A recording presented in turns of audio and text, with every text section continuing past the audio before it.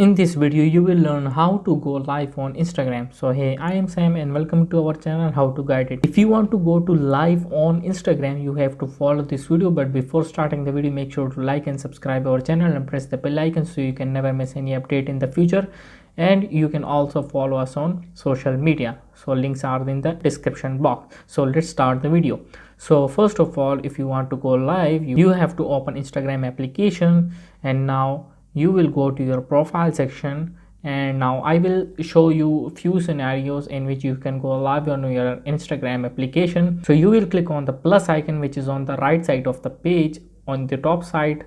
So I've clicked on it. Now you can see that on the fifth number 1 2 3 4 5, so fifth number option is live. I will click on it, and now you can see that my live options is open. So on the right side you can see that title is mentioned, and on the below side you can see that audience is mentioned. And now you can see that there are two options on which I can go live on Instagram. So first of all, I want to explain these two options. So public means if I go to live by switching on this option, so all of the people who follow me or don't follow me will see that live session. So if I click on the second number icon which is practice, and it is showing me that go live by yourself or with others to practice, nobody will be notified, and you can change the audience when you are ready.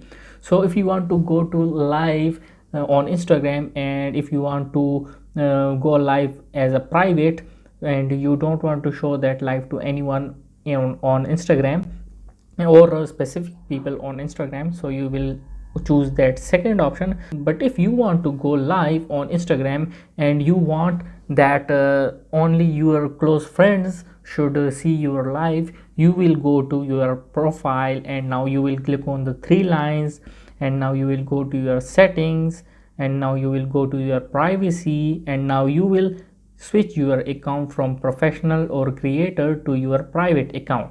So if you switch your account to your private, so that followers which are directly connected to you will only see that live session. But if you go live on your public account, any person can see that live session.